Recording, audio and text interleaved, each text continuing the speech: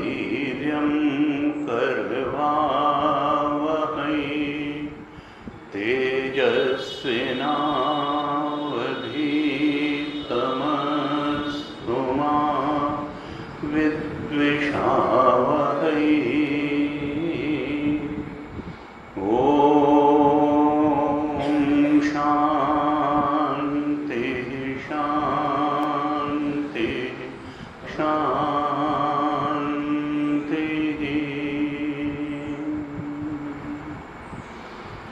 सदाशिवसमारम्भां शङ्कराचार्यमध्यमाम् अस्मदाचार्यपर्यन्तां वन्दे गुरुपरम्पराम्।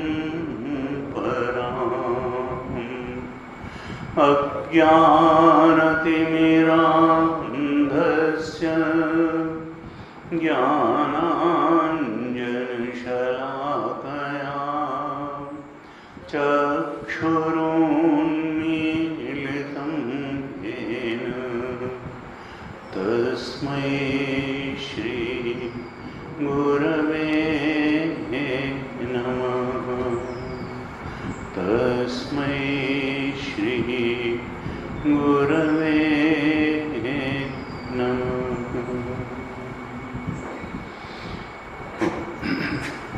शांति मंत्र का पाठ करेंगे। आप दोहराइए।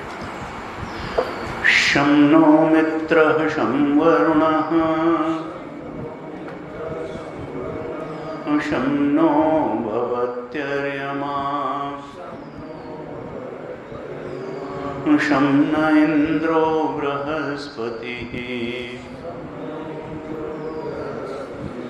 शं नो विष्णुरुक्रमः।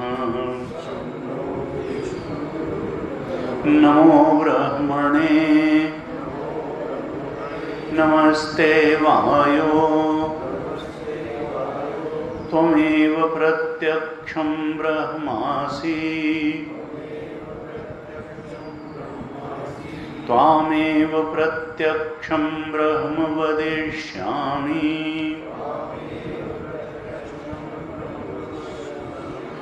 ऋतं वदिष्यामि सत्यं वदिष्यामि तन्माम् अवतु तद्वक्तारम् अवतु अवतु माम् अवतु वक्तारम्। ॐ शान्तिः शान्तिः शान्तिः।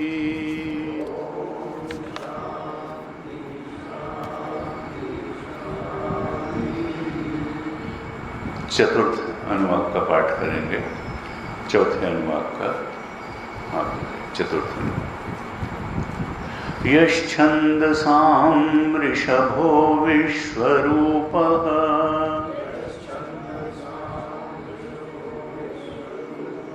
छन्दोभ्योऽध्यमृतात् सम्बभूव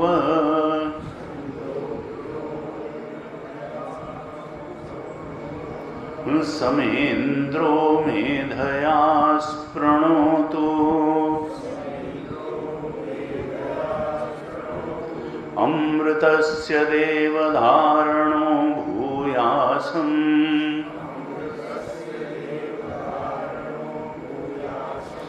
शरीरं मे विचर्षणम्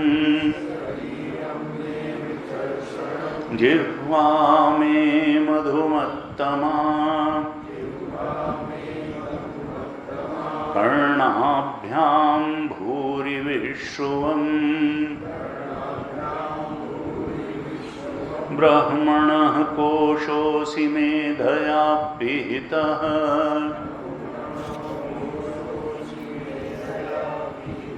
श्रुतं मे गोपाय आवहन्ति वितन्वाना उर्वाणाचिरमात्मनः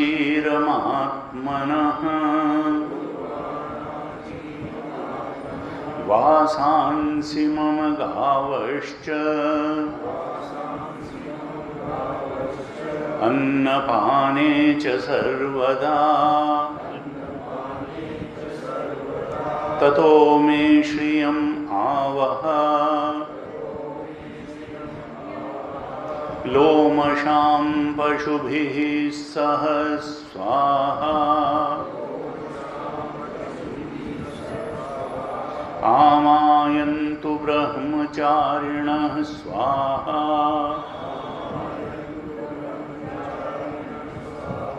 विमायन्तु ब्रह्मचारिणः स्वाहा प्रमायन्तु ब्रह्मचारिणः स्वाहा दमायन्तु ब्रह्मचारिणः स्वाहा क्षमायन्तु ब्रह्मचारिणः स्वाहा यशोजने सानि स्वाहा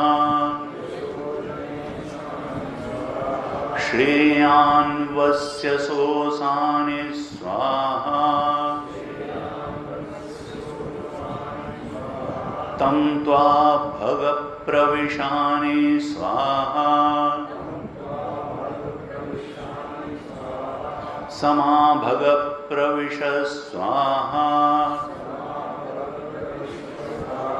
तस्मिन् सहस्रशाखे निभगाहं त्वयि मृजे स्वाहा यथापः प्रवतायन्ति यथा मासा अहर्जरम् एवं मां ब्रह्मचारिणः धातरायन्तु सर्वतः स्वाहा प्रतिवेशोऽसि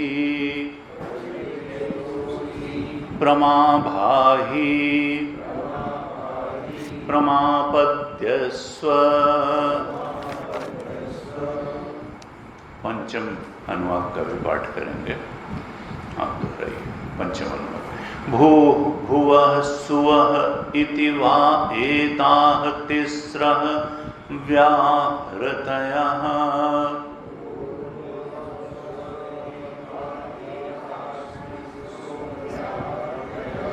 भूर्भुवः सुवः इति वा एताः तिस्रो व्याहृतयः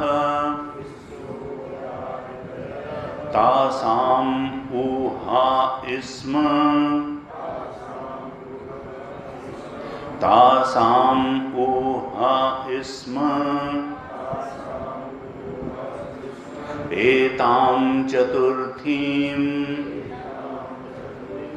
माहाचमस्य प्रवेदयते मह इति तद्ब्रह्म स आत्मा अंगानि अन्याः देवताः भूः इति वा अयं लोकः भुव इति अंतरिक्षम् सुवः इति असौ लोकः मह इत्यादित्यः आदित्येन वाव सर्वे लोका महीयन्ते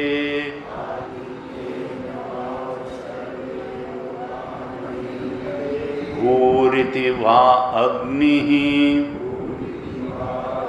भुव इति वायुः सुवरित्यादित्यः मह इति चन्द्रमाः चन्द्रमसावाव सर्वाणि ज्योतिंषि महीयन्ते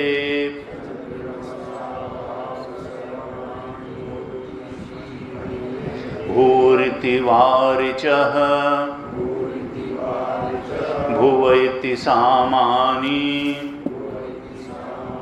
सुवरिति यजूंषि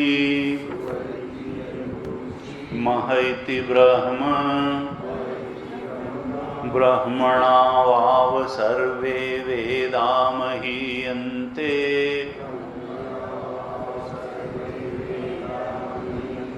भूरिति वै प्राणः भुव इति अपानः सुवरिति व्यानः मह इति अन्नम् अन्नेन वाव सर्वे प्राणा महीयन्ते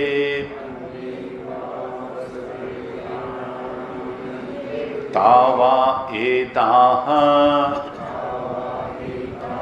चतस्रः चतुर्धा चतस्रः च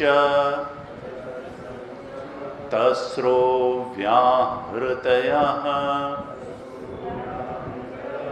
चतस्रः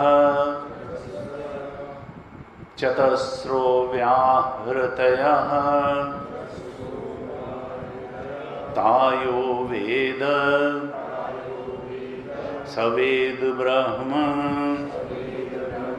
सर्वेस्मै देवा बलिम् आवहन्ति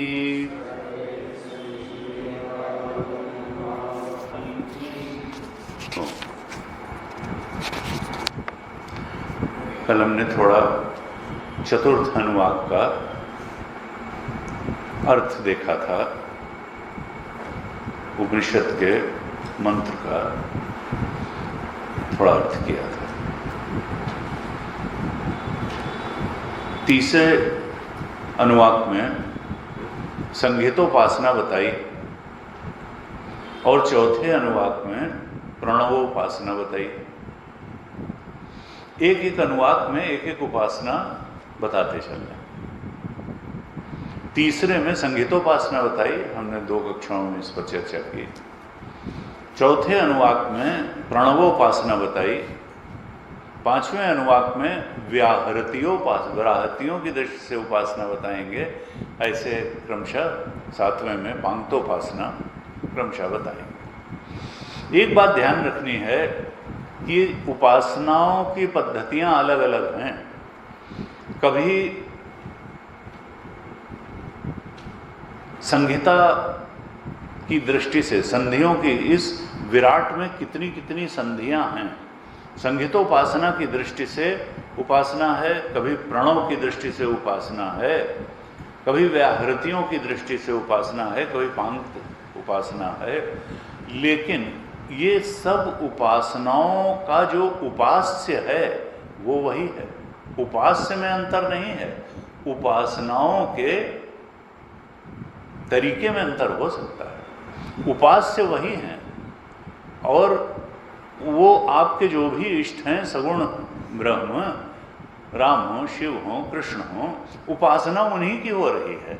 हाँ, ये व्याहृतियों की दृष्टि से हो रही है या प्रणव की दृष्टि से हो रही है या संहिता की दृष्टि से हो रही है, पांक्ति की दृष्टि से हो रही है, उपास्य नहीं बदलता है, उपासनाओं की पद्धति बदलती है।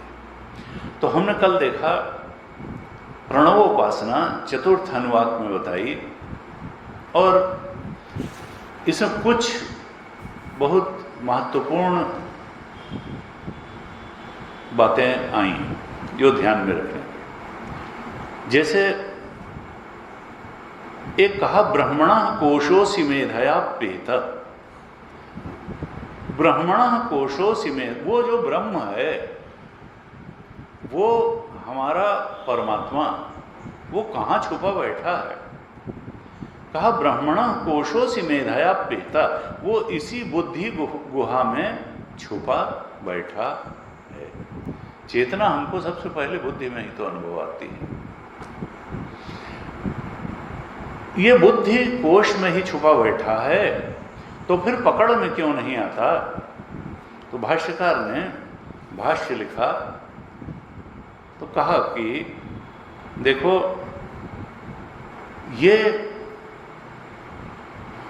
मेधया लौकिक प्रज्ञा पिहिता आच्छादिता सत्वम सामान्य प्रज्ञैः अविदित तत्वम इत्यर्थ।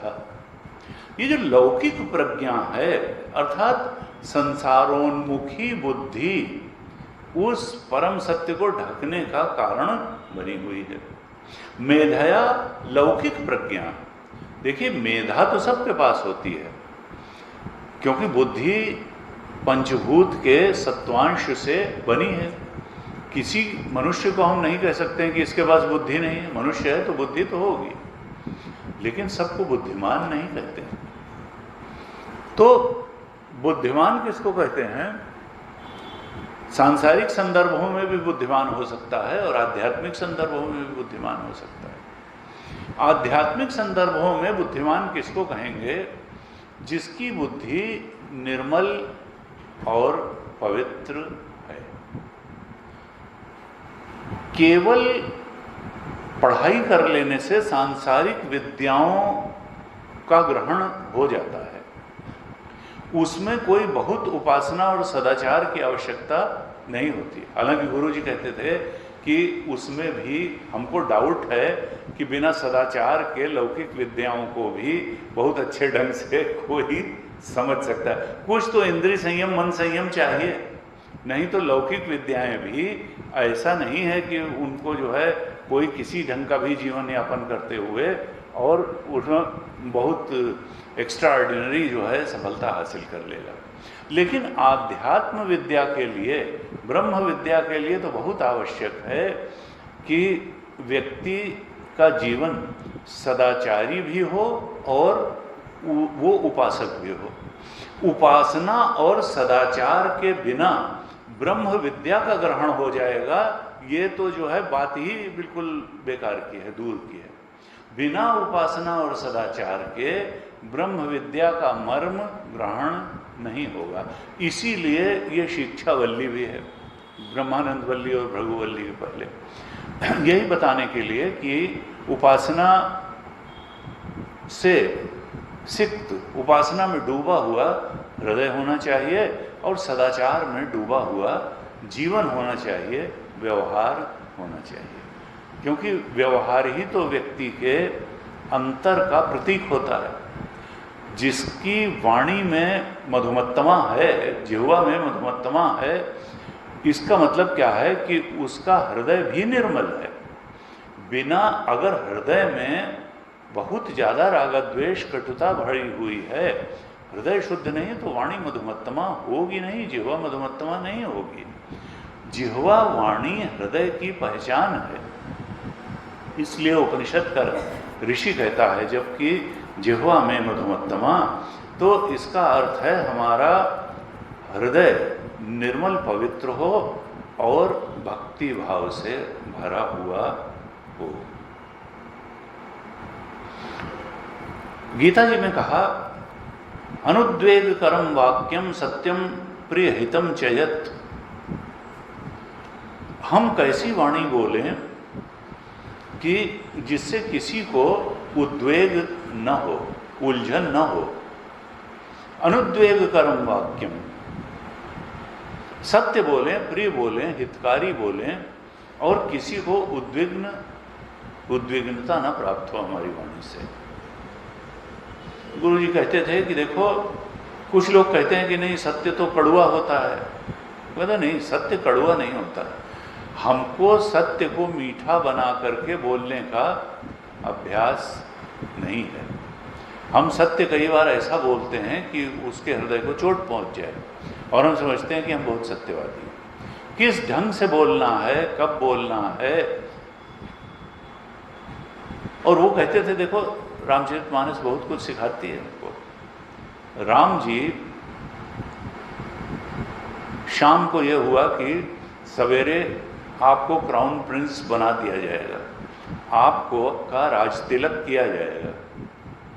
और सवेरे पता चला कि दशरथ जी पड़े हुए हैं और कैकेयी जो है वो उसने कह दिया कि भाई तापस वेश विशेष उदासी 14 वर्ष राम वनवासी, तुमको जो है तपस्वी का वेश रख करके 14 साल के लिए जंगल में जाना है और फिर भरत को राज्य, यही 2 वरदान मांग लियो।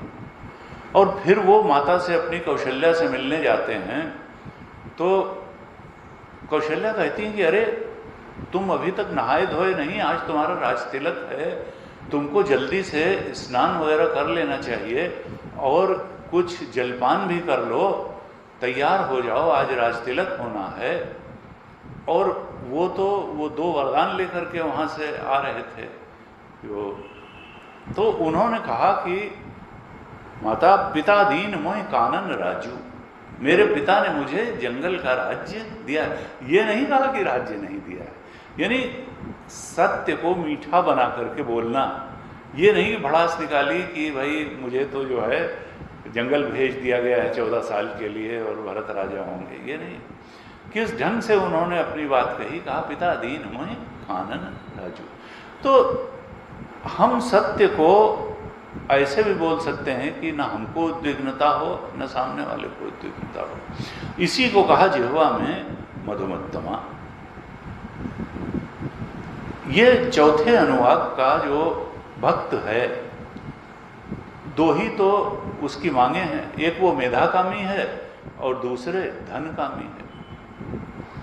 मेधाकामी क्यों है?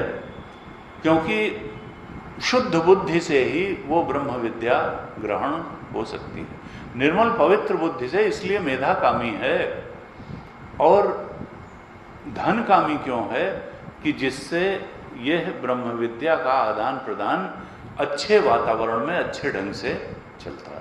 वो कोई व्यक्तिगत हित के लिए धनकामी नहीं है, बल्कि समाज में अच्छाई फैले और इस ब्रह्म विद्या का ठीक प्रकार से प्रचार प्रसार हो जाए, इसी के लिए वो धनकामी है। तो एक तो कहा कि ब्रह्मण कोशोसि मेधया पेता, ये जो ब्रह्म है, परम सत्य है, शुद्ध चेतन है, ये हमारी बुद्धि गुहा में ही छिपा बैठा है। किस बुद्धि गुहा प्रकट क्यों नहीं होता? कहा चूंकि बुद्धि इतनी ज्यादा संसारोन्मुखी है कि उसको ब्लॉक करती है। और संसारोन्मुखी भी बुद्धि क्यों होती है? क्योंकि बुद्धि इच्छाओं की पूर्ति का ही चिंतन करती है, और इच्छाएं कहाँ से आती हैं? वासनाओं से आती हैं। तो इच्छाओं की पूर्ति का चिंतन करने वाली बुद्धि, इसीलिए बार बार कहा जाता है कि कामनाओं को कम करो, इच्छाओं को कम करो। और जिस दिन इच्छाएं बिल्कुल कम होते होते नष्टप्राय हो जाएंगी, उस दिन वो ब्रह्म प्रकट हो जाएगा। यदा सर्वे प्रमुच्यन्ते कामा येस्य हृदय श्रिताः अथ मर्त्यो अमृतो भवति अत्र ब्रह्म समश्नुते। यहीं अपने ब्रह्म स्वरूप को उपलब्ध है। बाधा बन करके हमारा अज्ञान या वासना पुंज ही खड़ा है। इच्छा और इच्छा पूर्ति के लिए लालायित बुद्धि के पास अवकाश ही नहीं है कि वो अपने सच्चे स्वरूप के बोध की तरफ ध्यान दे सके। कामना कोई दुश्मन नहीं है हमारी। जब तक हमको उस परमानंद स्वरूप का ज्ञान नहीं है, तब तक कामना हमको सुखी बना नहीं आती है, थोड़ा थोड़ा सुख देती है। आनंद स्वरूप का ज्ञान न होने से ही हम इच्छा पूर्ति के सुख की तरफ जाते हैं, और वही सुख हमको मालूम है। तो शास्त्र ने कहा ब्रह्मण कोशोसि मेधया पेता, इस बुद्धि में ही वो छुपा बैठा है। एक क्या कहा कि तम त्वा भग प्रविशाने स्वाहा। कल नागपाल जी पूछ रहे कि ये स्वाहा बार बार क्यों आ रहा है। स्वाहा इसलिए आ रहा है कि देखिए 3 भाग हैं इस मंत्र के। सबसे पहले 2 सेंटेंसेस में तो ओम की प्रशंसा की गई, स्तुति की गई। यश छंदसाम ऋषभो विश्वरूप छंदोभ्योऽध्यमृतात् संबभूव। तीसरे अनुवाक के पहले दो जो सेंटेंसेस हैं, इसमें तो ओंकार की स्तुति की गई और उसके बाद में फिर मेधा की कामना की गई कि हमें पवित्र निर्मल बुद्धि दो। और उसके पश्चात फिर धन की कामना की गई है। कैसे कैसे धन दो? हमें गायें दो, हमें रोएं वाले पशु दो, अन्य पशु दो, हमको तो ब्रह्मचारियों को भी दो, अच्छे इंद्रिय निग्रह मनोनिग्रह वाले छल रहित ब्रह्मचारी भी हमारे पास आएं, हमारे पास वस्त्र की अन्न की कमी न हो। तुम ये सब हमें परमात्मा प्रभु शीघ्र प्रदान करो। इस प्रकार से ये तीन भागों में ये मंत्र है, ओंकार की स्तुति, मेधा की कामना और धन की कामना। फिर क्या कहा? इस सबसे चाहता क्या है? कहा तम त्वा भगत प्रविशानी समा भगत प्रविश स्वाहा तम त्वा भगत प्रविशानी स्वाहा। भगवान भाष्यकार ने भाष्य लिखा तो कहा कि मेधा कामस्य श्री कामस्य च तत्प्राप्ति साधनम जप होमो उच्यते। मेधा कामी और धन कामी श्री कामी जो साधक है उसके लिए ये मंत्र है। किस लिए? जप के लिए और होम के लिए।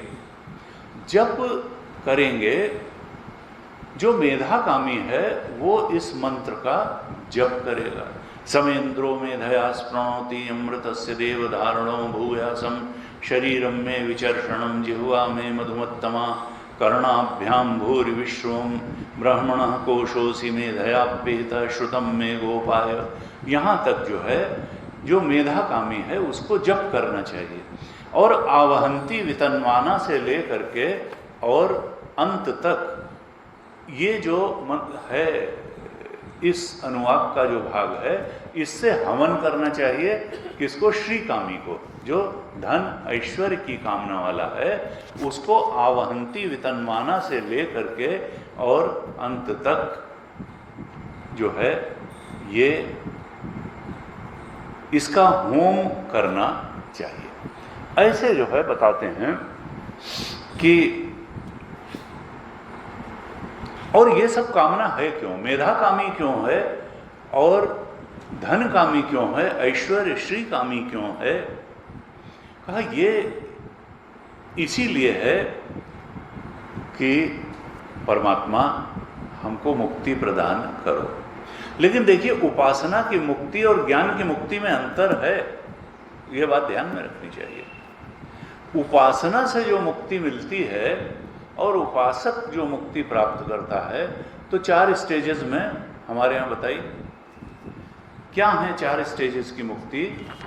कहते हैं सालोक्य मुक्ति, कि उपासक चाहता है कि हम अपने इष्ट के लोक में इष्ट के साथ जाकर के रहेंगे। भगवान कृष्ण की उपासना करने वाला चाहता है कि हम गोलोक में जाएंगे और भगवान कृष्ण के साथ रहेंगे। राम जी का उपासक साकेत में जाएंगे, राम जी के साथ रहेंगे। तो सालोक्य मुक्ति, कैलाश में जाएंगे, शिव जी के साथ रहेंगे। सालोक्य मुक्ति। तो एक उपासक की मुक्ति क्या है? सालोक्य मुक्ति। हम सेम लोक में रहेंगे जहां हमारा इष्ट रहता है। क्योंकि देखिए हम जिसको प्रेम करते हैं उसकी निकटता चाहते हैं। और सन्निधि के अलावा है क्या? उपासना जब हम करते हैं तो उसकी निकटता चाहते हैं। हम प्रभु की उपासना कर रहे हैं तो हम चाहते हैं कि हम प्रभु के अधिक से अधिक निकट बने रहें। अब वो निकटता में भी सीमाएं होती हैं, इतने निकट की, इतने निकट की, इतने निकट। तो सबसे पहली मुक्ति क्या है? सालोक्य मुक्ति। हम जब वहीं रहेंगे तो प्रभु के रोज रोज दर्शन होंगे, प्रभु की बात सुनने को मिलेगी, प्रभु के सानिध्य का लाभ हमको मिलेगा। इसलिए सालोक्य मुक्ति हुई। उसके बाद क्या है? उससे भी जब गहराते हैं थोड़ा, निकट की सन्निधि क्या है, उपासक की सामीप्य मुक्ति, कि उसके पार्षद बने, उसके और क्लोज निट में रहें। देखिए इस लोक में रहते तो बहुत लोग हैं, लेकिन सुबोधन जी आए और यहाँ साल में एक बार ज्ञान यज्ञ करके चले गए, और एक यह है कि सिद्धवाड़ी में ही जा कर के रहें, और एक यह है कि उनकी सेवा भी थोड़ी सी मिल जाए, कि उनको खाना खिला दें या उनके जो है पैर दबा दें। तो सामीप्य पार्षद, सामीप्य मुक्ति, भगवान कोई अच्छी निकट की अपनी सेवा भी हमको दे दें, और समीपता हो गई। सालोक्य से भी जो निकट हुई सन्निधि वो सामीप्य मुक्ति की हो गई। और फिर उससे भी निकट क्या है, जैसे कहते हैं उद्धव जी भगवान कृष्ण के ही उतारे हुए वस्त्र पहनते थे, उसी पर लगता था जब उद्धव पहुंचे ब्रज तो लोगों को लगा कृष्ण ही आ गए हैं, फिर देखा कि नहीं है तो ये कहते हैं सारूप्य मुक्ति, सारूप्य मुक्ति, सालोक्य मुक्ति, सामीप्य मुक्ति, सारूप्य मुक्ति, कि हम अपने इष्ट की तरह ही पहनावा वेशभूषा बना करके वहां रहेंगे, सारूप्य मुक्ति। और जो सबसे अंतिम उपासक की मुक्ति है वो है सायुज्य मुक्ति, हम उनसे जा करके एक हो जाएं, अत्यंत निकटता, बहुत ज्यादा निकटता।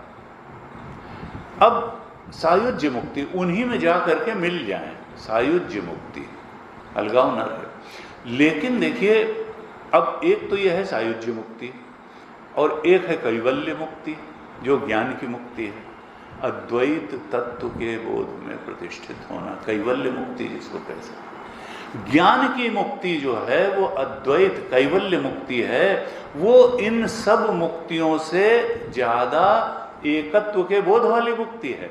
सायुज्य मुक्ति और कैवल्य मुक्ति में भी अंतर है। सायुज्य मुक्ति में अभी कहीं ना कहीं द्वैत है थोड़ा सा, क्योंकि वो मिलने के बाद भी वो जो मिला है वो भक्त है, और जिससे मिला है वो भगवान है। अभी भक्त और भगवान का भेद बना हुआ है। लेकिन जो कैवल्य मुक्ति है, जो ज्ञान से मुक्ति मिलती है, अद्वैत तत्व के बोध में प्रतिष्ठा होती है, वो और गहरा, वहां तो द्वैत रह ही नहीं जाता, वहां तो तत्त्वम असि, जो हमारा परमात्मा है वही हम हैं। ये तो उपाधि का ही एक आरोपण था, जो जिसका रियल एग्जिस्टेंस नहीं था, वो भेद बनाए हुए था। इस बात को जान लेना कि जीवत्व नाम की चीज मिथ्या थी। ये जो स्थूल शरीर और सूक्ष्म शरीर और कारण शरीर अलग किए हुए थे उस परम सत्य से हमको, इनका तो कोई रियल एग्जिस्टेंस ही नहीं था। ये जान करके अद्वैत तत्व के बोध में प्रतिष्ठा होना, इसको कहते हैं कैवल्य मुक्ति, जिसका कि ब्रह्मानंद वल्ली और अभी भृगु वल्ली में वर्णन आने वाला है। लेकिन यहाँ क्या है, यहाँ कहते हैं, यहाँ सायुज्य मुक्ति तक की बात की जा रही है।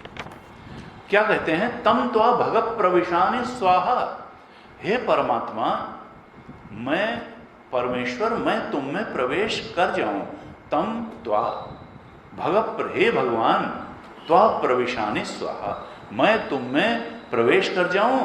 स मां भगत प्रवेश स्वाहा, और तुम मुझ में प्रवेश कर जाओ, मैं तुम में प्रवेश कर जाऊं। यानी क्या है, सायुज्य मुक्ति की बात भक्त कर रहा है। मैं तुम में प्रवेश कर जाऊं, तुम मुझ में प्रवेश कर जाओ। निभग अहम त्वयि मृजे स्वाहा, मैं तो तुम में निमज्जन करना चाहता हूं, तुम में डूब जाना चाहता हूं, तुम्हारे स्वरूप में अवगाहन करना चाहता हूं, परिमार्जन करना चाहता हूं, अपनी सारी इविल टेंडेंसीज का परिमार्जन करना चाहता हूं तुम में डूब करके। निभगाहम त्वयि मृजे स्वाहा। कहते हैं, एक और शब्द बड़ा अच्छा आया था, कल हमने थोड़ी चर्चा की थी, कहा कि प्रतिवेशोसी, भगवान तुम क्या हो, प्रतिवेशोसी, तुम तो मेरा विश्राम स्थल हो, तुम तो श्रम को दूर करने का स्थान हो। प्रतिवेशोसी, क्योंकि इस संसार में कहीं भी हम घूम आएंगे, टहल आएंगे, कुछ भी करेंगे, अंत में पायो परम विश्राम जो है वो तो इष्ट की गोद में बैठ के ही होता है। पायो परम विश्राम राम समान प्रभु नाही कहूँ। जब हम आत्मा राम हो जाते हैं, इष्ट के चरणों में अपने सुख दुख सब रख देते हैं, तभी परम शांति का अनुभव होता है। हनुमान जी ने कहा, राम काज कीन्हे बिना मोह कहाँ विश्राम। जब हम इच्छा प्रेरित कर्म करने के बजाय प्रभु प्रेरित कर्म करना शुरू करते हैं तो हमको विश्राम, कर्म करते समय ही विश्राम का अनुभव होता है। जैसा कि हनुमान जी ने कहा, विश्राम कहाँ है? प्रभु प्रेरित जीवन जीने में विश्राम है। कहा प्रतिवेशु, प्रभु आप तो विश्राम स्थली हैं, श्रम अपनयन का स्थान है। ये कहा। अब जो भक्ति की साधना है, भक्ति की साधना में भक्त अपनी जिम्मेदारी बहुत अपने ऊपर लेकर के नहीं चलता है। वो कहता है परमात्मा हम में तो बहुत दोष हैं। भक्ति की जो साधना है वो कर्ता प्रधान साधना नहीं है, वो ईश्वर प्रधान साधना है। भक्ति की साधना ईश्वर प्रधान साधना है। और भक्त ये मान करके चलता है, जैसे हमने कल भी चर्चा की थी कि यह गुण साधन ते नहीं होई, तुम्हारी कृपा पाओ कोई कोई। जैसा सुग्रीव ने कहा कि नाथ जीव तव माया मोहा, सो निस्तरई तुम्हारी छोहा। ये तुम्हारी माया इतनी बलशाली है कि मेरे बस का नहीं है इस माया को पार करना। नाथ जीव तव माया मोहा, जब तक तुम अनुग्रह न करो तो जीव के बस का नहीं है कि मैं दैवी हेषा गुणमयी मम माया दुरत्या मामे ये। और भगवान ने खुद गीता में कहा कि हाँ, जो मेरी शरण पकड़ता है तो माया मेताम, वही मेरी माया के पार जा पाता है। तो यह गुण साधनते नहीं, ये सुग्रीव ने अपनी तरफ से कह दिया, जो भगवान ने गीता में अपनी दृष्टि से कहा कि यह गुण साधनते नहीं होई, तुम्हारी कृपा पाओ कोई कोई। तुम्हारी कृपा से ही माया के पार जाया जा सकता है। तो जो भक्त है वो तो ईश्वर प्रधान साधना करता है। वो कहता है कि हम में बहुत दोष हैं और परमात्मा तुम हमारे इस बुद्धि को से दोषों की निवृत्ति कर दो, सारी इल टेंडेंसीज को, इविल टेंडेंसीज को निकाल दो, जिससे ये शुद्ध पवित्र बुद्धि तुम्हारा साक्षात्कार करने में, तुम्हें पाने में, तुम में लीन होने में समर्थ हो जाए। तो ये ईश्वर प्रधान साधना भक्ति है, ईश्वर को केंद्र में रख करके की जाती है। इसकी दूसरी तरफ जो योग साधना है वो कर्ता प्रधान साधना है। योग दर्शन में जो योगी है वो अपना भार खुद उठा करके, योग दर्शन में ईश्वर का उल्लेख है, लेकिन वहाँ ईश्वर साध्य के रूप में नहीं है, साधन के रूप में है। नियम में जो 5 नियम बताए, शौच, संतोष, तप, स्वाध्याय, ईश्वर प्रणिधान, क्रिया योग। ये तप, स्वाध्याय, ईश्वर प्रणिधान, क्रिया योग, ये 3 को क्रिया योग कहा योग दर्शन में। तप, स्वाध्याय और ईश्वर प्रणिधान, ईश्वर का समर्पण, तपस्वी जीवन, और स्वाध्याय अपना अध्ययन किया जाए, और जो लगे कि ये अभी आध्यात्म पथ में बढ़ाने वाला नहीं है बल्कि रोकने वाली हमारे अंदर ये टेंडेंसी है, उसको हटाया जाए स्वाध्याय करके। स्व का अध्ययन, अपने ही मन का, अपने ही जीवन का, अपनी दिनचर्या का अध्ययन, स्व का अध्ययन, स्वाध्याय। स्वाध्याय का मतलब केवल गीता पढ़ लेना नहीं है, अपना अध्ययन। तो तप और तप पूर्वक उसको निवारण किया। तप, स्वाध्याय, ईश्वर प्रणिधान, क्रिया योग का ये क्रिया योग। तो क्रिया योग के स्तर पर ईश्वर को रखा। ईश्वर वहाँ क्या है? साधन है, साध्य नहीं है। साध्य तो कैवल्य है। योगश्चित्त वृत्ति निरोधा, चित्त की वृत्तियों का निरोध हो जाए, आत्मबोध की स्थिति हो जाए, ये साध्य है। तो ईश्वर वहाँ साध्य नहीं है, साधन है, ईश्वर लक्ष्य नहीं है, जबकि भक्त का लक्ष्य ईश्वर है। और ज्ञान मार्ग में क्या है, ज्ञान मार्ग में भी भक्ति है, ऐसा नहीं कि ज्ञान मार्ग में भक्ति नहीं है। देखिए, इसीलिए तो ये शिक्षावल्ली चल रही है, भक्ति और सदाचार का पाठ पढ़ाने के लिए। ज्ञान मार्ग में भी भक्ति है, लेकिन अभी जो असली बात आएगी वो ब्रह्मानंदवल्ली और भृगुवल्ली में आएगी। भक्ति है, लेकिन भक्ति पहले नंबर पर नहीं है, भक्ति दूसरे नंबर पर। स्वस्वरूपानुसंधानम भक्ति दैवानुग्रह हेतुकम। भक्ति एक प्रकार से क्या है, साधन है। मोक्ष साधन सामग्र्याम भक्तिरेव गरीयसी।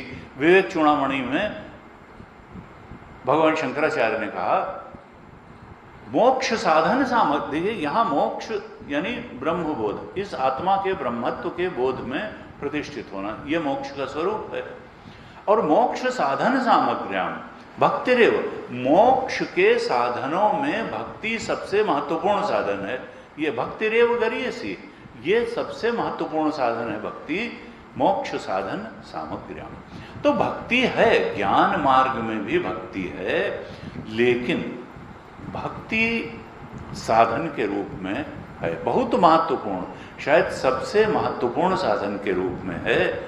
लेकिन साध्य क्या है, साध्य तो आत्मा का ब्रह्मत्व का ज्ञान ही है। तो जो सायुज्य मुक्ति है जिसकी बात इस अनुवाक में हुई, वहां भक्त जीवत्व को थोड़ा थोड़ा बचा रहा है। और ज्ञान मार्ग में जो मोक्ष है उसमें तो जीवत्व खत्म, बस ब्रह्म ही प्रभु मैं जीऊं तू जीवे मैं मर जाऊं। हेरत हेरत हे सखी रहा कबीर हेराए। कबीर खो गया खोजते, कबीर रह नहीं जाएगा जब तक, जब मैं था तब हरि नहीं, अब हरि हैं मैं नहीं। ये मैं मिट जाएगा तो परमात्मा ही बचेगा। वहां पे पूरी तरह से खत्म हो जाना है, उसकी भी उपाधि खत्म होगी, उसकी माया की उपाधि खत्म होगी, हमारी अविद्या की उपाधि खत्म होगी, और फिर शुद्ध चेतन तो एक है। ये तो जब तक उपहित है तब तक वो अलग है, वो मायोपाधिक ब्रह्म है और हम अविद्योपाधिक चेतन या जीव हैं। हम जीव हैं और वो प्रभु है। ये प्रभु और भक्त भगवान का भेद ही खत्म हो जाएगा। ऐसे तो ये ज्ञान मार्ग का है। यहां पर क्या बताया कि देखो, सायुज्य मुक्ति, गुरु जी कहते थे कि ये कोई छोटी बात नहीं है, न सालोक्य न सामीप्य न सायुज्य, ये भी मुक्तियां कोई हल्की बात नहीं है, क्योंकि मार्ग तो यहीं से होकर के जाता है उस कैवल्य मुक्ति का, आत्मा के ब्रह्मत्व के बोध का। ये जो चतुर्थ अनुवाक का भक्त है, ये मेधा की कामना कर रहा है, बलिष्ठ शरीर की कामना कर रहा है, शुद्ध व्यवहार और मीठी बोली की कामना कर रहा है। क्यों कर रहा है ये सब कामनाएं?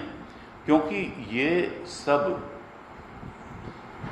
चाहे निर्मल पवित्र मेधा हो, स्ट्रांग बॉडी हो, शुद्ध व्यवहार हो, मीठी बोली हो, ये सब कुछ आत्मज्ञान के लिए आवश्यक है। इस प्रकार का अगर इक्विपमेंट हमारे पास नहीं होगा, ऐसा योग्यता से भरा हुआ ये कार्यकरण संघात नहीं होगा, तो फिर आत्मज्ञान हमको कैसे ग्रहण होगा और कैसे धारण होगा? तो आत्मज्ञान के लिए ही ये सब योग्यताएं वो चाह रहा है।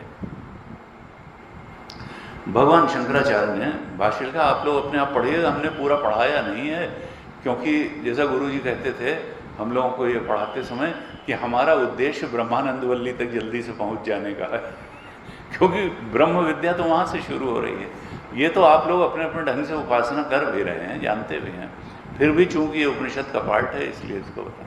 तो कहा कि भाष्य में कहा, आत्मज्ञान योग्य कार्यकरण संघातः अस्तु इति वाक्यार्थ। इस पूरे वाक्य का अर्थ क्या है? आत्मज्ञान योग्य कार्यकरण संघातः अस्तु इति वाक्यार्थ। देखिए, पद भाष्य तो लिखते ही हैं भगवान शंकराचार्य, यहाँ वाक्य का पूरे अर्थ बताया, कहाँ से कहाँ तक। मेधाकामी जो वाक्य हैं उनका अर्थ क्या है कि हमारा जो कार्यकरण संघात है वो आत्मज्ञान के योग्य बन जाए, इसलिए मेधा की कामना कर रहा है। यही इसका वाक्य का अर्थ है। कहा देखो, जो नाम है वो नामी को ले आता है। नाम हम किसी का भी लेंगे, चाहे वो पीठ किए हुए खड़ा हो, वो तुरंत पलट करके देखेगा कि किसने हमारा नाम लिया। जैसे अजामिल की कथा आती है, तो उसने बच्चे का नाम नारायण रख दिया था किसी संत के कहने से, और अंत में जब यमदूत आने वाले थे तो उसने बच्चे को अपने पुकारा नारायण नारायण कह के, और चूंकि नारायण नारायण अंतिम समय में किया तो फिर वो परमात्मा के भी दूत आ गए वहाँ। उन्होंने कहा, और यमदूतों के साथ फिर उनका वाद विवाद हो गया। यमदूत कहने लगे कि मैं ले जाऊंगा उसको, और वो भगवान के दूत कहने लगे नहीं, इसने नारायण पुकारा है अंत में, तो मैं ले जाऊंगा। तो अंत में यमदूतों ने कहा कि भाई इसने तो बच्चे को पुकारा था, इसने परमात्मा को थोड़ा पुकारा था, लड़के को पुकारा था, तो ये तो जानता नहीं था कि नाम। तो उन लोगों ने कहा लेकिन भगवान तो जानते हैं कि उनका नाम नारायण है। ये भले न जानता हो, लेकिन नारायण को तो मालूम है कि उनका नाम नारायण है, इसलिए उन्होंने भेज दिया हम लोगों को लेने। ये भले न जानता। तो नाम जो है नामी को ले आता है। भाव अभाव अनख आलसहूँ, नाम जपत मंगल दिस दसहूँ। तुलसीदास जी का भाव अभाव अनख आलस, चाहे आलस में जपो, ऊब के जपो, चाहे भाव से भर करके जियो, चाहे बिना भाव के ही जपो। भाव अभाव अनख आलस हूँ, नाम जपत मंगल दिस दसहूँ। अगर तुमने ओंकार का जप किया, राम का जप किया, कृष्ण का जप किया, शिव का ओम नमः शिवाय का जप किया, तो मंगल ही होगा, क्योंकि वो तो जानते हैं कि उनका नाम है और वो कृपालु हैं, दयालु हैं। तो नाम की बड़ी महिमा है। नाम जो है नामी को ले आता है, और इसलिए कहते हैं बार बार उपासना में कि एक नाम का आश्रय ले लेना चाहिए। यही नाम नामी को ले आता है, परमात्मा को ले आता है, परमात्मा की कृपा ले आता है। और तुलसीदास जी ने कहा कि देखो, जो जिज्ञासु है उसकी जिज्ञासा पूरी हो जाती है नाम जप से। जो ज्ञानी है, ज्ञान का आकांक्षी है, उसको ज्ञान की प्राप्ति हो जाती है।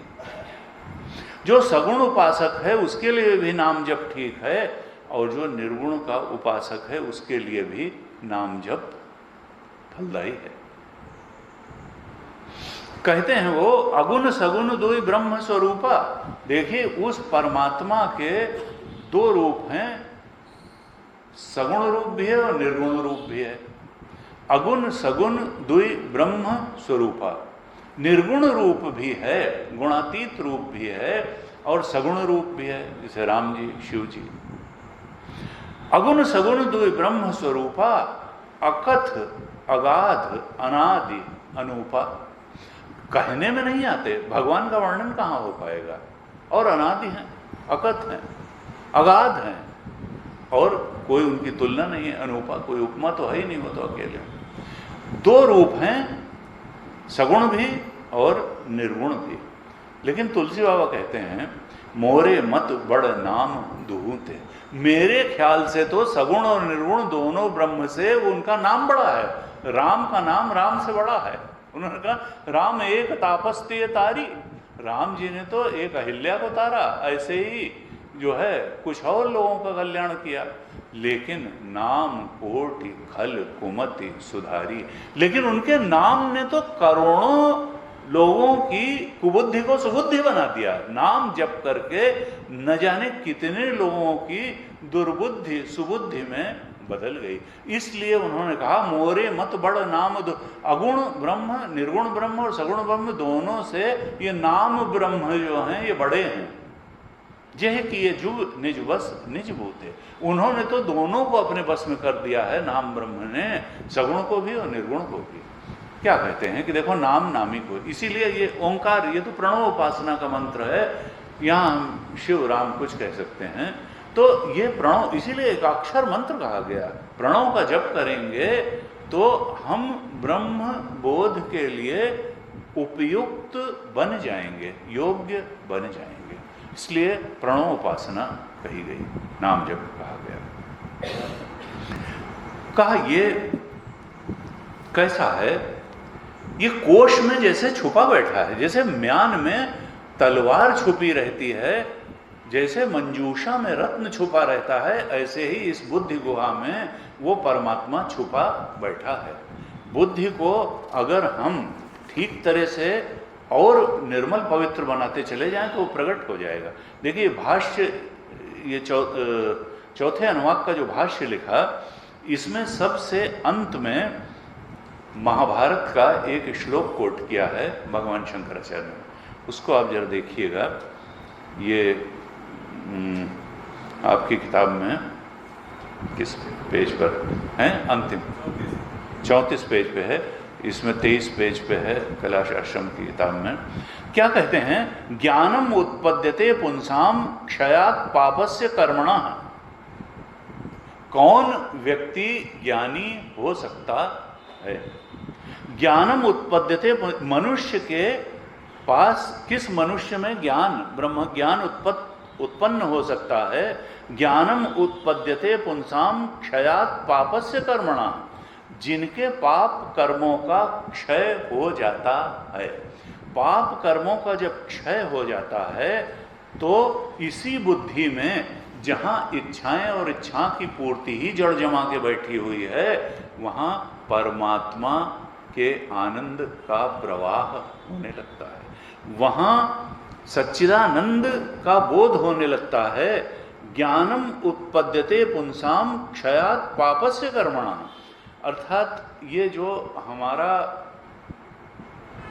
एक विशिष्ट चिंतन है, जो वासनाजन्य इच्छाओं की पूर्ति कराने वाला जो चिंतन है, यही बीच में पर्दा बन करके बैठा है उस ज्ञान स्वरूप परमात्मा के और हमारी बुद्धि के। क्या कहते हैं? यथा दर्श तले प्रख्ये पश्यन्ति आत्मानम आत्मनि। जैसे आदर्श तले, यानी दर्पण की सरफेस, आदर्श तले, प्रख्ये पश्यन्ति, जैसे दर्पण को अगर स्वच्छ कर दिया जाए, दर्पण के ऊपर धूल पड़ी हुई है या किसी मिट्टी लगी हुई है, आदर्श तले प्रख्ये, उसको रगड़ करके साफ कर दिया जाए, तो पश्यन्ति आत्मानम आत्मनि। ये महाभारत का मोक्ष धर्म सर्ग का श्लोक है, भाष्यकार ने कोट किया है। कहा जैसे दर्पण को अगर स्वच्छ कर दिया जाए तो उसमें व्यक्ति अपने आप अपने मुख को देख लेता है, ऐसे ही शुद्ध अंतःकरण में आत्मा का प्रत्यक्ष अनुभव होता है। यथा दर्श तले प्रख्ये पश्यन्ति आत्मानम आत्मनि। अगर हमारे मन का ये दर्पण बिल्कुल स्वच्छ हो जाए तो फिर परमात्मा का इसमें अनुभव होते देर नहीं लगेगी। तुलसीदास जी ने रामायण में इसी को बड़े अच्छे ढंग से कहा, मुकुर मलिन अरु नयन विहीना, राम रूप देखहि किमि दीना। कहा मुकुर मलिन, मुकुर का मतलब होता है दर्पण। दर्पण जो है वो स्वच्छ नहीं है, मलिन है, उसमें मिट्टी लगी है, काई लगी है। मुकुर मलिन और नयन विहीना, और आंख भी ठीक नहीं है। राम रूप देखें किमि दीना, ये दीन इतना है मनुष्य कि अब उसको राम का रूप कैसे दिखाई दे? उसको तो केवल इच्छाओं का ही रूप दिखाई देता है, उसकी पूर्ति दिखाई देती है। मुकुर मलिन और नयन भी, ये अंतःकरण रूपी दर्पण ये दोषयुक्त है। और क्या है? नयन विहीना, आंख भी ठीक नहीं। आंख का मतलब क्या है? नेत्र प्रमाण है देखने में, हम जानते हैं ना, कान शब्द के लिए प्रमाण है, त्वचा स्पर्श के लिए प्रमाण है, नेत्र रूप या देखने में प्रमाण है। नासिका गंध के लिए प्रमाण है और जिह्वा रसना रस के लिए प्रमाण है। कहा मुकुर मलिन और नयन विहीना, अंतःकरण दोष युक्त है और नेत्र प्रमाण है नहीं, ठीक नहीं है। ये आंख क्या है जिससे दिखाई देगा? कहा वेदांत प्रमाण। वेदांत प्रमाण में गति नहीं है, वेदांत प्रमाण उपलब्ध नहीं है और अंतःकरण शुद्ध नहीं है, तो राम रूप देखें किम दीना। तो कैसे उस ब्रह्म का बोध होगा? मतलब क्या है कि हमें अंतःकरण भी शुद्ध करना है और वेदांत की आंख भी होनी चाहिए, नयन भी ठीक हो और मुकुर भी मलिन न हो, अंतःकरण एकदम भक्ति से धोया नहाया पवित्र हो, सदाचार से धोया नहाया पवित्र जीवन हो, तो फिर अंतःकरण शुद्ध हो जाएगा, मुकुर मलिन नहीं रह पाएगा और वेदांत प्रमाण की आंख भी हो, वेदांत प्रमाण भी हो, बस फिर जो है आत्मज्ञान हो के ही रहेगा। क्या बताना चाहते हैं यहां कि देखो केवल पढ़ने से ब्रह्मबोध नहीं होगा, वेदांत विद्या का ग्रहण नहीं होगा, उपासना और सदाचार बहुत आवश्यक है। ऐसे कहा कि देखो ये जितने भी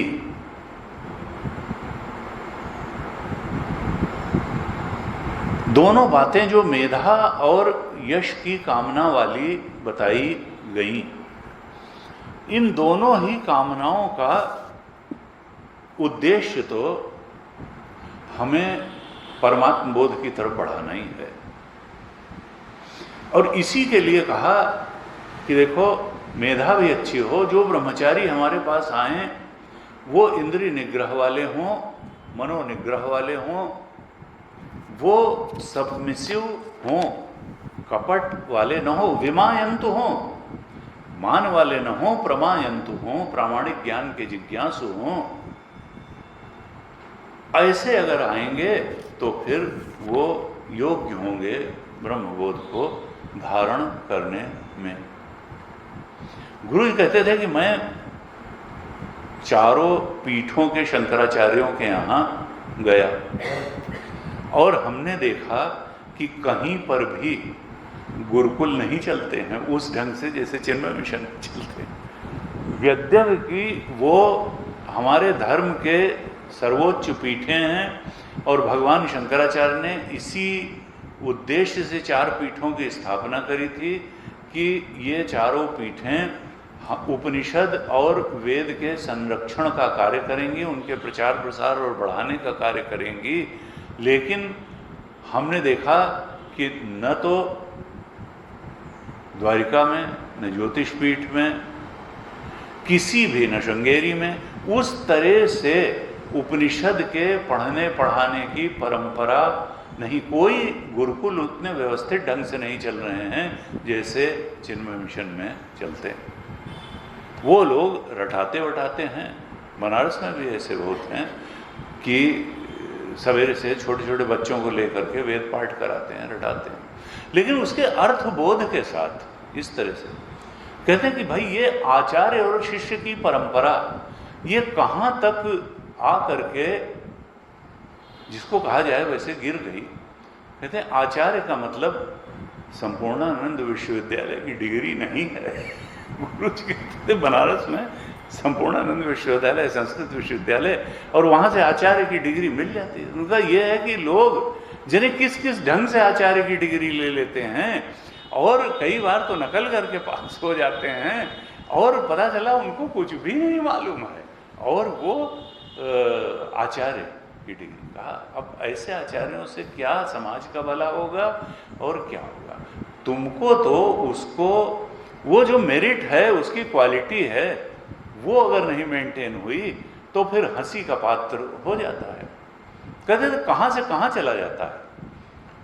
जैसे एक शब्द आता है, पहले होता था पंडित पुंगव, पंडित पुंगव कि ये श्रेष्ठ ब्राह्मण हैं, अर्थात ये बोध प्राप्त हैं, सदाचारी ब्राह्मण हैं, इनको शास्त्रों का भी ज्ञान है और इन्होंने उस शास्त्र ज्ञान को जीवन में चरितार्थ करने का पूरा प्रयास भी किया है, तो उसको कहा जाता था पंडित पुंगव, ये श्रेष्ठ ब्राह्मण हैं। और उसके बाद में वो शब्द उनके कर्मों से नीचे गिरते गिरते गिरते गिरते और वो क्या हो गया, पोंगा पंडित। पंडित पुंगव से हालत हो गई पोंगा पंडित।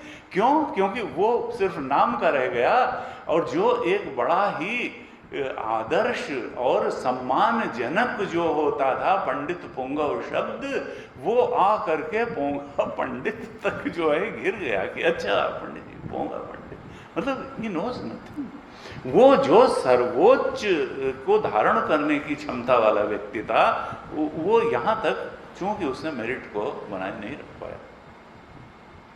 चिन्मय मिशन का इसमें बहुत बड़ा योगदान है। तो कहा कि ऐसे जो है ये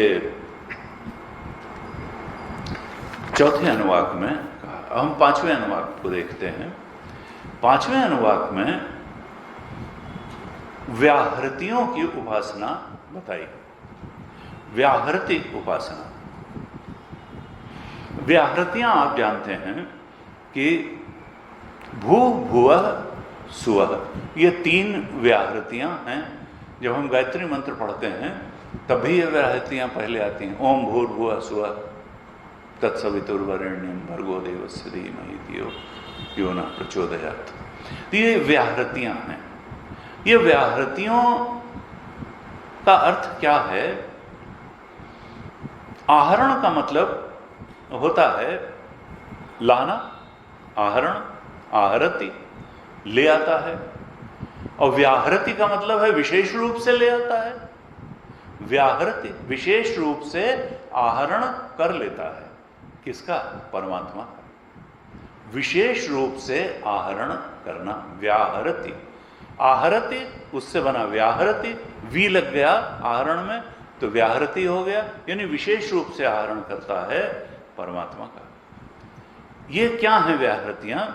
तो ये रूढ़ हो गई हैं भू भुवः सुवः। ये तीन व्याहृतियां। भू का मतलब क्या है कि दिस वर्ल्ड, ये जहां हम रह रहे हैं ये लोक, भू।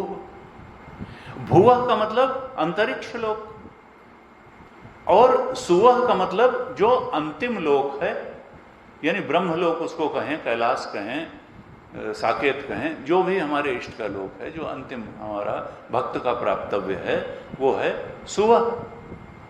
भू भुवः सुवः। और भुवः से अंतरिक्ष या बीच में पड़ने वाले जितने लोक हैं वो सब भुवः से आएंगे।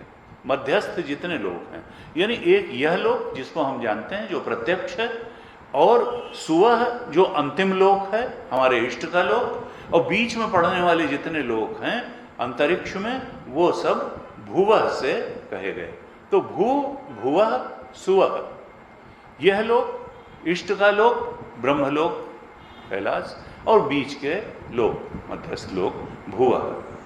भू भुवः सुवः, ये तीन व्याहृतियां कही गई। क्या कहते हैं मंत्र में? भू भुवः सुवः इति वा एताः तिस्रो व्याहृत्या। ये जो तीन हैं ये व्याहृतियां हैं। भू भुवः सुवः इति वा एताः तिस्रः व्याहृत्या। ये तीन व्याहृतियां हैं, भू भुवः सुवः। कहते हैं तासाम उ ह स्म एताम चतुर्थीम, इनमें से तासाम, ये जो तीन व्याहृतियां हैं, इन एडिशन टू दीज, तासाम उ ह स्म, ऐसा प्रसिद्ध है कि इनके अलावा एक चौथी व्याहृति भी है। तासाम उ ह स्म एताम चतुर्थीम, इन तीन व्याहृतियों के अलावा एक चौथी व्याहृति भी है। वो चौथी व्याहृति किसने बताई? कौन, किसने उस चौथी व्याहृति को जाना? कहा महाचमस्य प्रवेदयते, उस चौथी व्याहृति के दृष्टा ऋषि कौन हुए? कहा महाचमस। महाचमस का मतलब इनके पिता, जैसे दशरथ तो राम जी को कहा दाशरथी, तो महाचमस इनके पिता थे, तो इनका नाम क्या हुआ? महाचमस्य।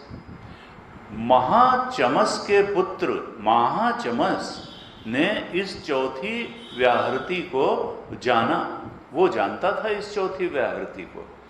प्रवेदयते, चौथी व्याहृति के जो दृष्टा ऋषि हुए वो हुए महाचमस।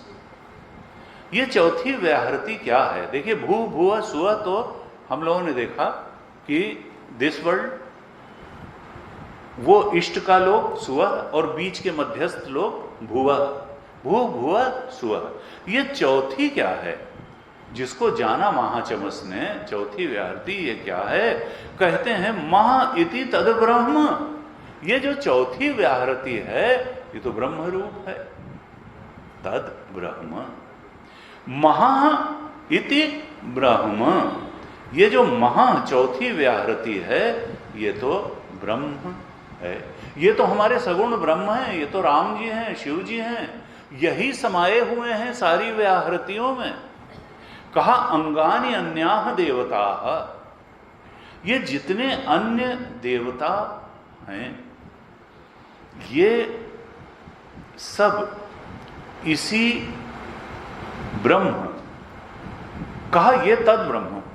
महा इति तद ब्रह्म, ये जो चौथी व्याहृति है जिसको महाचमस्य, महाचमस ऋषि ने जाना, ये तो ब्रह्म है और यही आत्मा भी है, अर्थात यही सारे लोकों का भी अधिष्ठान है, यही बहिर्यामी भी है और यही अंतर्यामी भी है।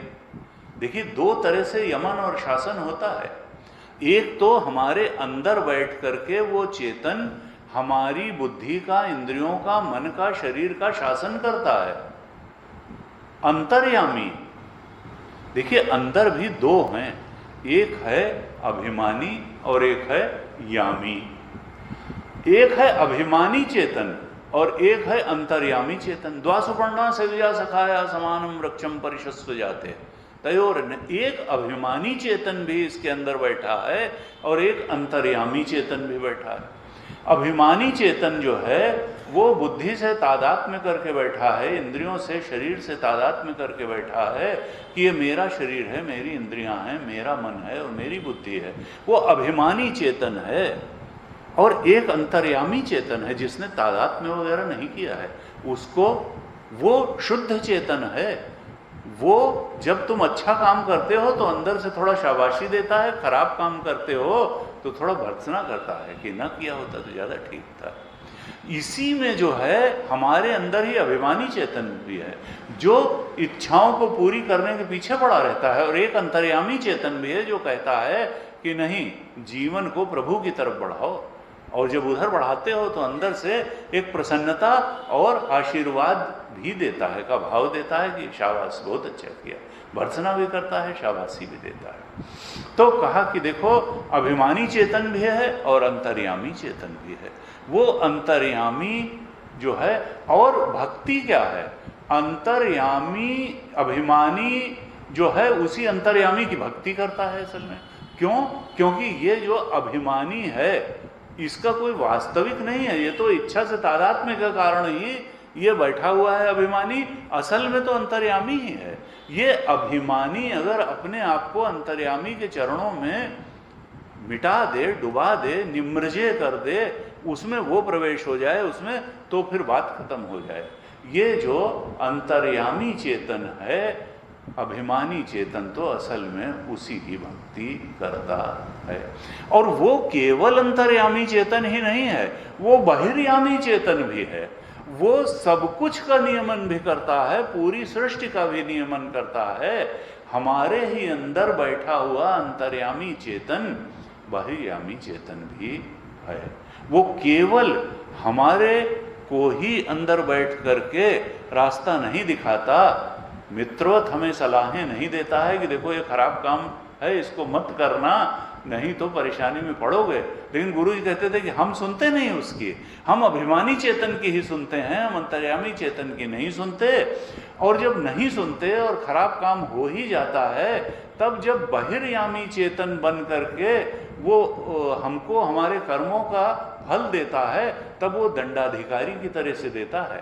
तब पाप कर्म का जो है दुखद परिस्थितियों के रूप में दंड देता है और अच्छे कर्म का सुखद परिस्थितियों के रूप में देता है। अंदर तो वो मित्रवत सलाह देता है, वो बाहर वो दंडाधिकारी की तरीके से कर्म प्रधान विश्व रचि राखा, जो जिस करे सो तब तस फल चाखा, उस प्रकार से कार्य करता है। लेकिन असल में हमको इस अभिमानी चेतन से मुक्त होकर के अंतर्यामी चेतन के स्वरूप के बोध में प्रतिष्ठित होना और ये जान लेना कि जो अंतर्यामी चेतन है वही बहिर्यामी चेतन भी है, यही तो अयम आत्मा ब्रह्म का उद्देश्य है, यही बोध का स्वरूप है।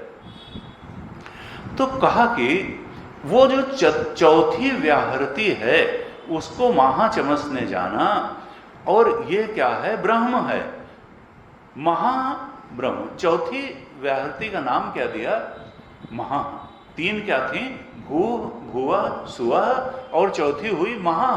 ये महा नाम की चौथी व्याहृति, ये तो ब्रह्म ही है, सा आत्मा, और ये आत्मा भी है, ये अंतर्यामी चेतन भी है और ये बहिर्यामी चेतन भी है, ये आत्मा भी है, ब्रह्म भी है। महा नाम दिया यहां पर इसको।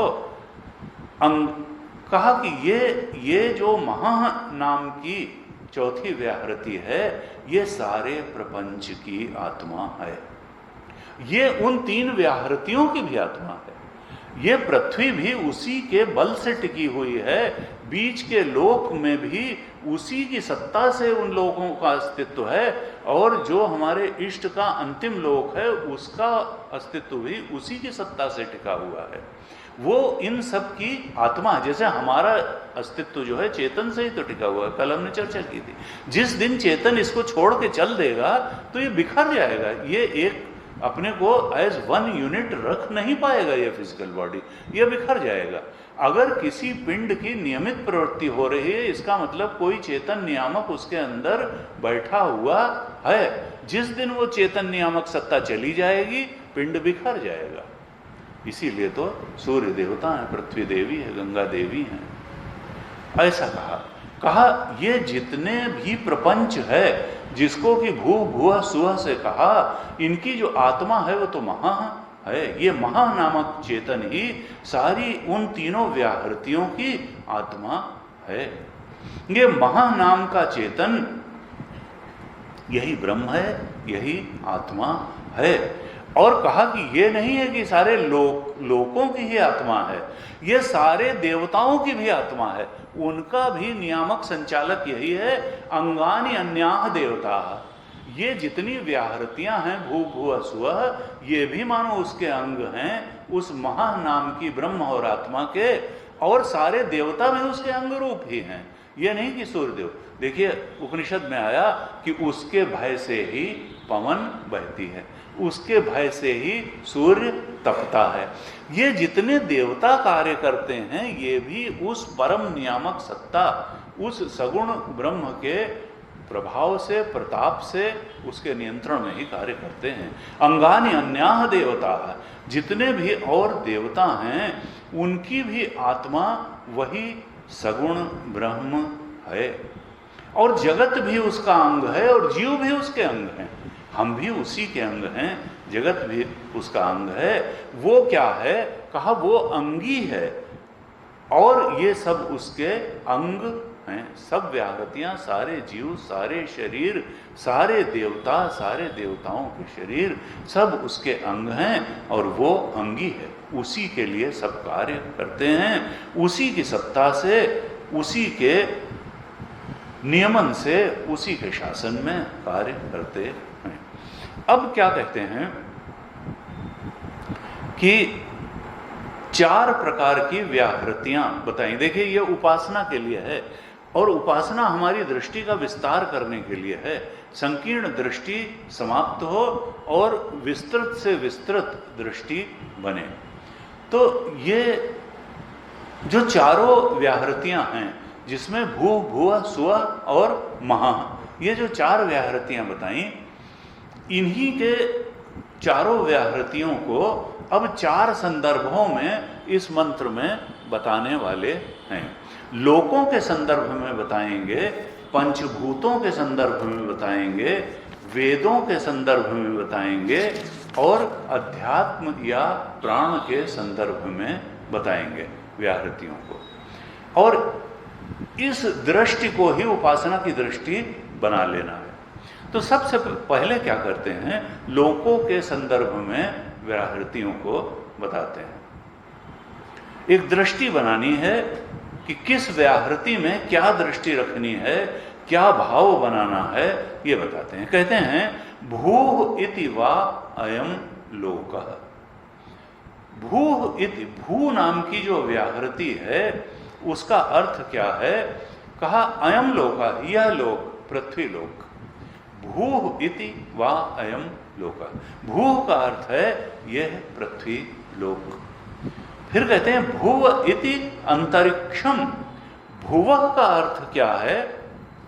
तो कहते हैं अंतरिक्ष लोक, यानी बीच के सारे लोक। और सुवः इति असौ लोकः। सुवः का अर्थ क्या है? अंतिम लोक। हम उसको ब्रह्मलोक कहें, चाहे वैकुंठ कहें, कैलाश कहें, द्योलोक कहें, जनः तपा सत्यम, जो भी कहें।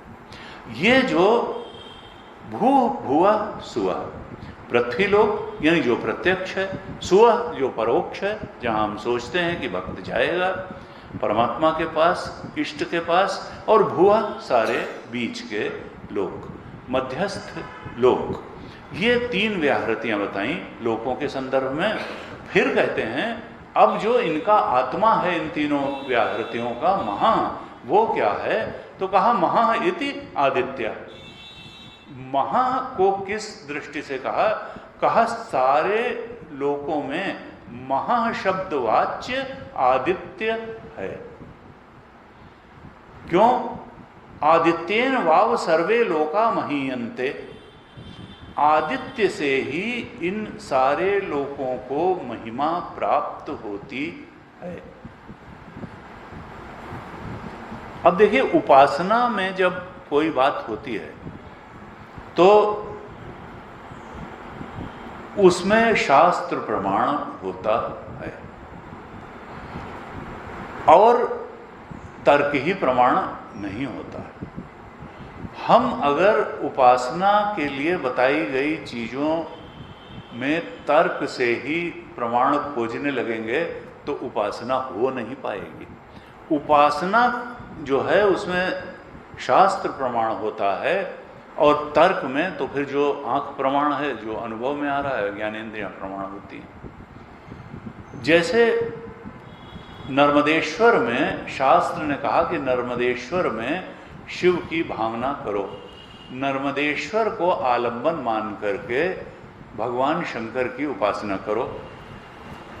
तुम सालिग्राम गंडकी में मिलने वाले पत्थर को आलंबन मान करके विष्णु की उपासना करो। अब इसमें तुम कहो कि अगर फैक्ट देखने जाओगे तो नर्मदेश्वर कहोगे तो पत्थर है, सफ़ेद रंग का है, और यही हाल गंडकी से जो सालिग्राम है काले रंग के पत्थर है। तो अगर हम केवल उसमें तथ्य को खोजने जाएंगे तो पत्थर के अलावा कुछ मिलेगा नहीं। लेकिन जो उपासना है वो केवल स्टेटमेंट ऑफ फैक्ट ही, अगर हम उसी को पकड़ के रखे रहेंगे तो उपासना सिद्ध होगी नहीं। हमको उपासना करने के लिए जो शास्त्र को प्रमाण मानना पड़ेगा। जैसे गुरु जी कहते थे कि भाई देखो, ये एक है विधि, तो उपासना में जो विधि है वो शास्त्र प्रतिपादित होती है, फैक्ट प्रतिपादित नहीं होती है।